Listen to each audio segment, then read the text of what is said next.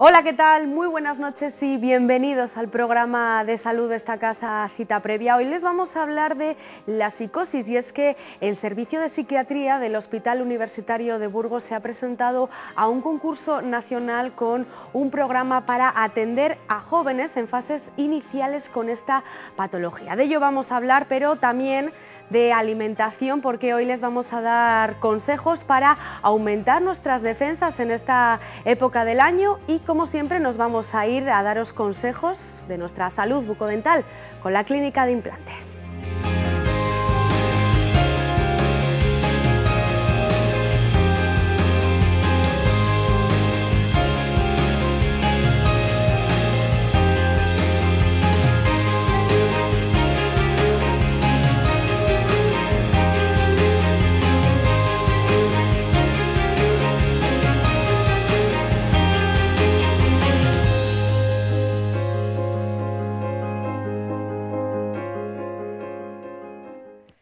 El Servicio de Psiquiatría se ha presentado a un concurso nacional para poder financiar su proyecto que están desarrollando en el Hospital de Día. El programa está pensado para atender a jóvenes en fases iniciales de psicosis y poder con ello además ofrecer un programa de cuidado intensivo. Hoy está con nosotros el psiquiatra responsable de este programa, Manuel Mateos. Muy buenas noches. Buenas noches. ¿Qué tal? Bueno, hay que decir que hay muchísima gente que ha votado a través de esa web, que han sido más de 32.000 votos los que habéis conseguido, y que os habéis quedado entre los 5 primeros, que es un dato importante, que bueno, pues se verán los resultados. Para nosotros ha sido sorprendente la difusión que han tenido. No nos esperábamos una respuesta así tan masiva, pero es verdad que la gente empezó a votar desde el primer día con mucha ilusión, se distribuyó por las redes y bueno, no hemos quedado hemos quedado los cuartos, pero estamos entre los 5 entre los que tienen que elegirse el proyecto, y ahora lo que cuenta no son los votos de la gente, sino la calidad del proyecto.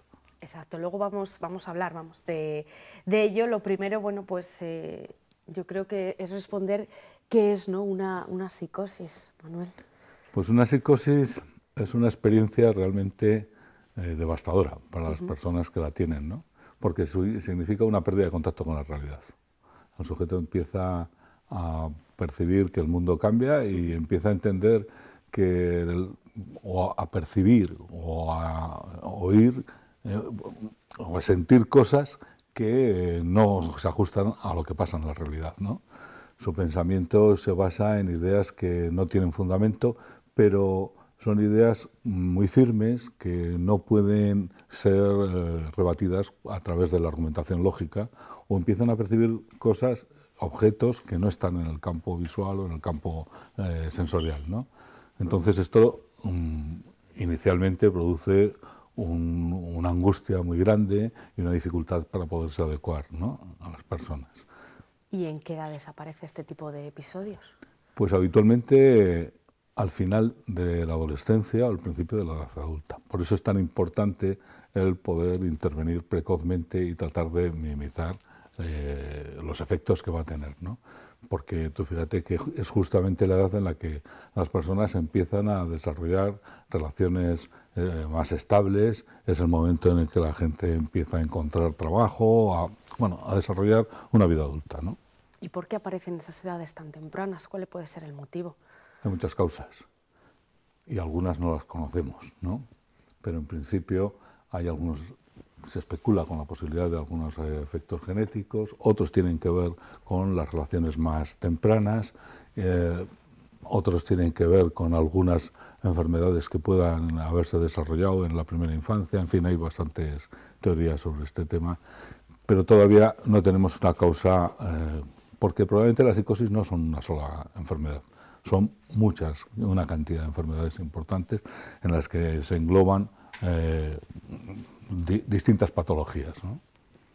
Hay que decir que el Hospital Universitario registró el pasado año 219 ingresos por psicosis. ¿Esto es frecuente? Pues como puedes ver, mira, en la edad que nosotros queremos trabajar, aproximadamente un 3% de la población general acaba desarrollando una psicosis.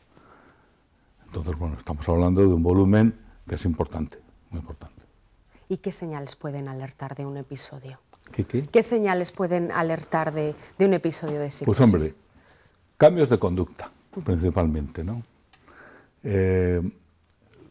Cuando unos padres empiezan a ver que un hijo empieza a tener una conducta extraña, que se aísla de los demás, que tiene más dificultades de relación, pero que son realmente extrañas. No se trata simplemente de que alguien tenga un poco de... que sea tímido o que tenga ansiedad, ¿no? Sino que empieza a retraerse cada vez más, que empieza a consumir alcohol o cannabis principalmente, ¿no? Todos esos son signos que nos van a decir que si encima aparecen ya otros signos más específicos, ¿no?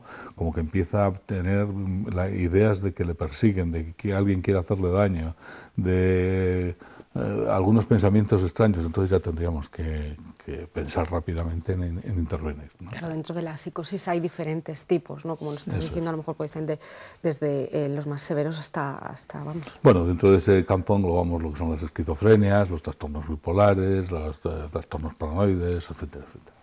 ¿Se puede prevenir un episodio de este tipo? En parte, no siempre, ¿verdad? Es cierto que las personas que reúnen una serie de características de las que estábamos hablando hace un momento, o sea que podríamos englobarlas dentro del grupo que llamaríamos personas con alto riesgo de padecer psicosis, un 30% de ellas lo van a desarrollar. Esas personas tienen algunas características que si las conseguimos disminuir, pues esperamos tener un efecto de reducción. Por ejemplo, el consumo de cannabis se ha convertido en la forma de entrada de la mayor parte de la psicosis ahora mismo en los hospitales. Es raro el episodio psicótico en un joven que no aparece con un alto consumo desde varios años antes. Obviamente, si nosotros conseguimos reducir ese consumo, habremos dado un paso importante. Otro de los aspectos que vemos son algunos déficits en el procesamiento de la información, algunos déficits de memoria, y en las relaciones interpersonales que se van retrayendo. Si nosotros conseguimos que se adapten mejor al medio, al menos conseguiríamos que la psicosis tuviera menos virulencia y desde luego que tuviera menos intensidad y probablemente un retraso importante en la edad de aparición, con lo cual ya estaríamos dándole muchas más habilidades a esa persona para adaptarse a las circunstancias. Todo esto es lo que habéis presentado, ¿no?, a este concurso del que hemos hablado al principio, cuyo premio es de 30.000 euros para financiar el proyecto. Se han presentado a este premio se llama Jóvenes y Psicosis, 31 proyectos de toda España. ¿Cuánto tiempo lleváis, Manuel, detrás de este programa, elaborándolo? Bueno, en el servicio llevamos ya varios años. Bueno, llevamos muchos años trabajando la psicosis, pero desde hace 3 años empezamos a pensar en que era importante que diéramos una atención más unificada en los distintos departamentos del servicio, que el flujo de los pacientes fuera más rápido y que aquellos que tenían primeros episodios psicóticos les atendiéramos de una forma más diferencial, más intensiva, con un apoyo mayor a sus familias y un seguimiento más consistente, ¿no? Para eso creamos un programa que está en marcha y que lo que hace es que ese flujo de los pacientes pues vaya mucho mejor. Si tienen que hospitalizar, que inmediatamente del alta sean recibidos, por ejemplo, en el hospital de día o en el centro de salud mental, donde tiene que ser recibido, etc. También elaboramos una serie de criterios para unificar el tipo de tratamiento que se aplicaba y para que tuvieran atención a todas las distintas áreas que hay que trabajar. Es muy importante cuál sea la actitud de la familia ante estos episodios y ahora que vamos a tratar de buscar al prepsicótico, al que todavía no ha debutado, la actitud de esa familia es fundamental. Ten en cuenta que para ellos es un drama. O sea, yo no me imagino lo que puede ser tener un hijo que de repente se rompe toda su vida porque empieza a fracasar en los estudios, en las relaciones interpersonales, con las amistades, todos los ámbitos de su vida, ¿no?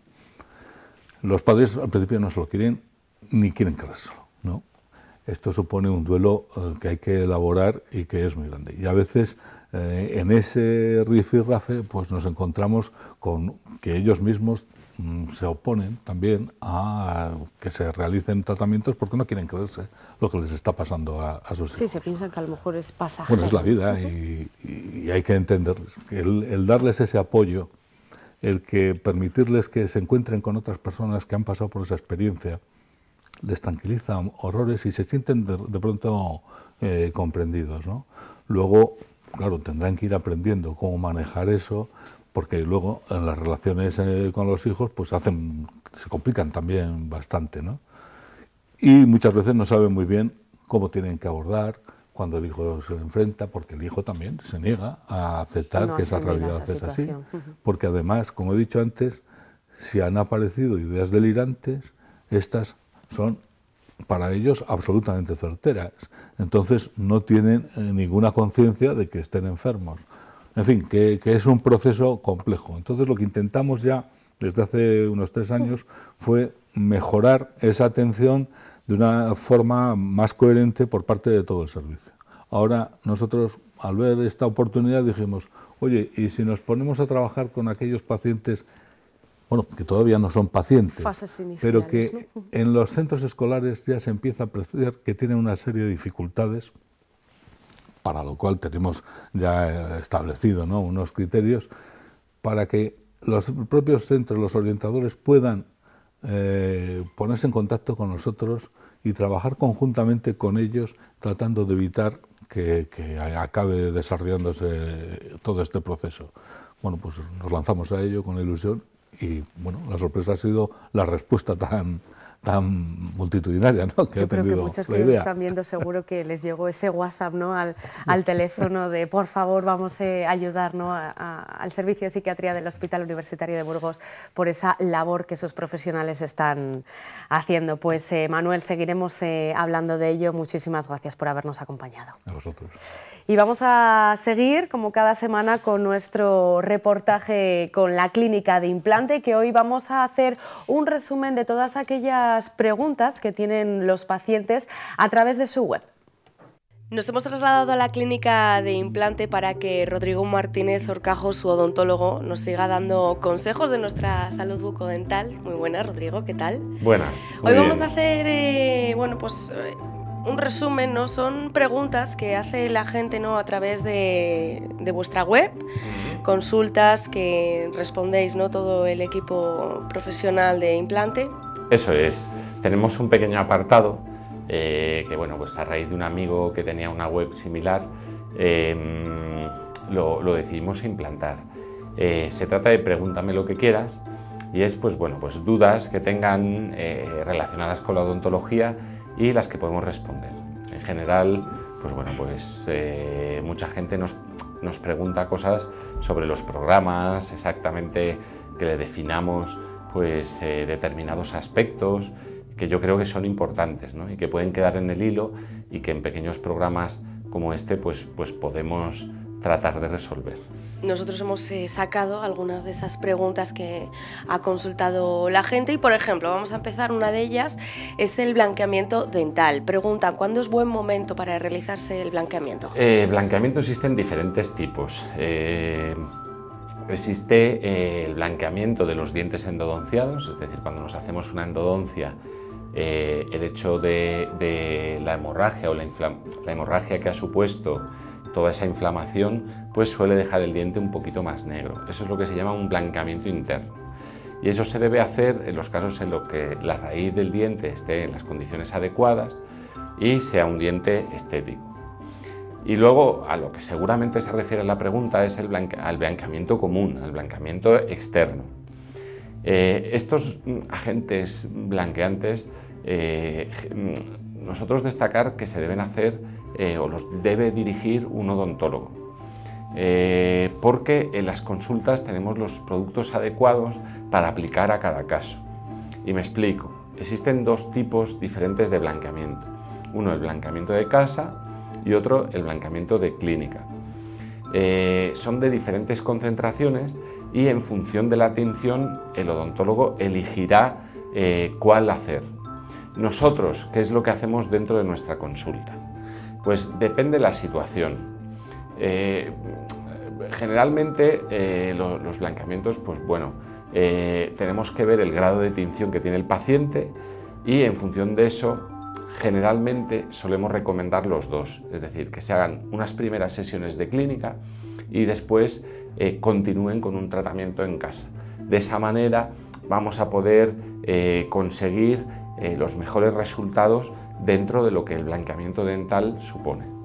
Eso en cuanto al blanqueamiento dental. Otra de las preguntas son los alineadores transparentes. ¿Cuándo es buen momento? ¿Qué son los alineadores transparentes? Los alineadores transparentes son férulas, es decir, fundas que se insertan sobre todos los dientes y que mediante un software informático se ha ido diseñando el movimiento del diente, de tal manera que es como una secuencia de imágenes de unos dibujos animados, es decir, nosotros queremos mover un diente X milímetros, pues va a haber una serie de férulas que consigan mover esos dientes hasta llegar a esa posición. La principal ventaja que tienen es que, además que son transparentes y no se notan, es que bueno, pues el paciente se los puede quitar y poner en cualquier momento. Lo cierto es que es una ortodoncia un poquito más lenta de la convencional, es decir, ganamos en estética, pero es más lenta.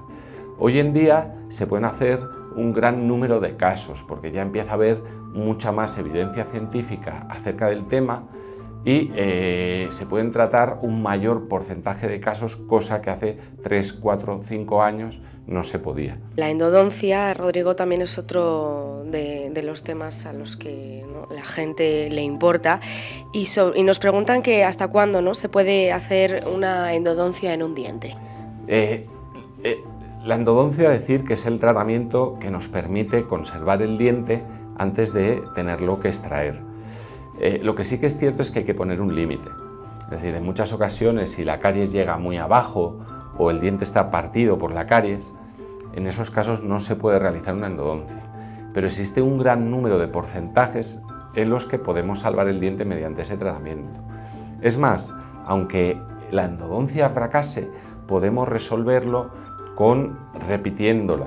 Podemos resolver el problema del paciente haciendo pequeñas cirugías, como por ejemplo cortar la puntita del diente, que se llama apicectomía, o en caso de molares hacer una hemisección o una sección radicular, es decir, la raíz que esté dando el problema, que esté dando la infección, extraerla y dejar las otras dos o la otra raíz que sean las que soporten el diente.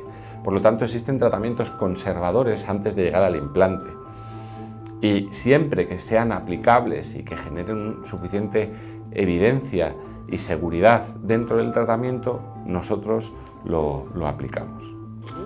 Nos vamos a centrar ahora en los fumadores. Ya lo hemos hablado en más de un programa, ¿no?, cómo afecta el tabaco y realmente nos preguntan si el tabaco afecta seriamente a la hora de poner unos implantes. No nos cabe ninguna duda que un paciente fumador tiene un alto riesgo de fracaso de los implantes.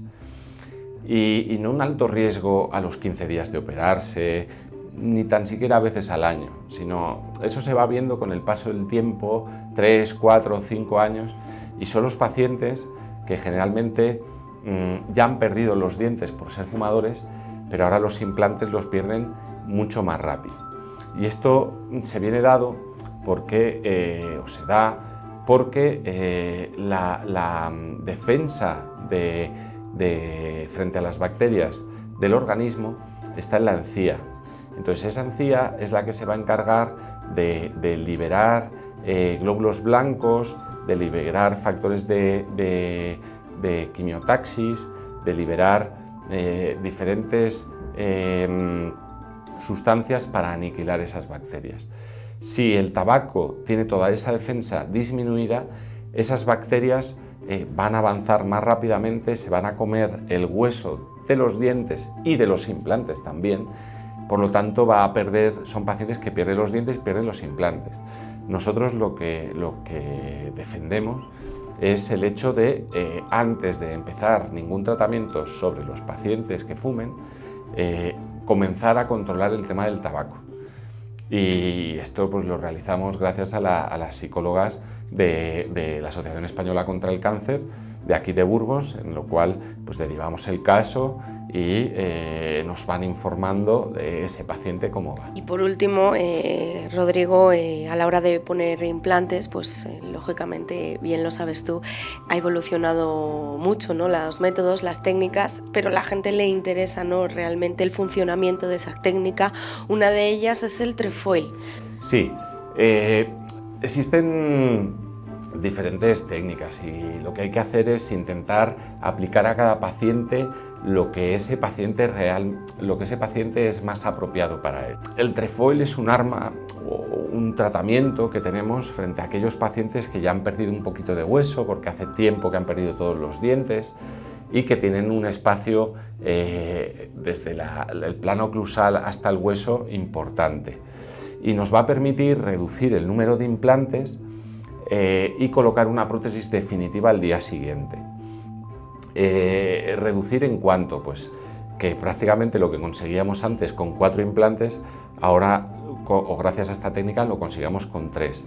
Pero sobre todo lo que permite es que un paciente pueda disfrutar al día siguiente de la intervención, entre las 6 horas y las 24 horas, de unos dientes definitivos ya en la boca, de tal manera que se va a ahorrar los provisionales y va a tener una capacidad masticatoria muy elevada, ¿no?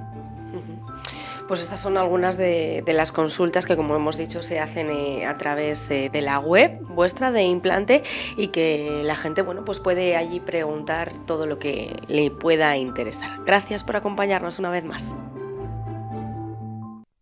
Pues ya ha llegado nuestros minutos de daros consejos sobre alimentación y sobre salud, y aquí con nosotros, con nuestra dietista Ana Mate. Muy buenas noches. Buenas noches, ¿Qué tal, Verónica? Ana?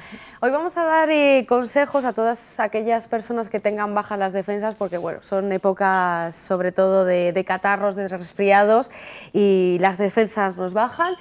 Y hay que tenerlas altas para tener buena salud, y la alimentación juega un papel importante, ¿no, Ana? Pues a ver, es muy importante. Lo primero es llevar, como siempre decimos, una alimentación sana y equilibrada, pero sí que es bueno fomentar el tema de las frutas y verduras, sobre todo frutas y verduras que sean ricas en vitamina C, pero sin olvidarnos de un correcto aporte de proteínas para un correcto funcionamiento de nuestro organismo. En esta época del año sí que se suele decir que aumentemos un poquito el aporte de proteínas y de grasas, pues para compensar un poquito el esfuerzo que hace nuestro metabolismo por mantener nuestra temperatura corporal, pero sin olvidarnos de tener las dosis de vitamina C cubiertas. Y dentro de una alimentación yo cabería destacar el que todo el mundo mantenga como un hábito de salud el lavarse las manos, que creo que es algo también para evitar este tema de catarros o de gripes y cosas así. Y en el caso de los niños, evitar tenerles en zonas donde puedan inhalar humo de tabaco, para evitar lo que son infecciones respiratorias.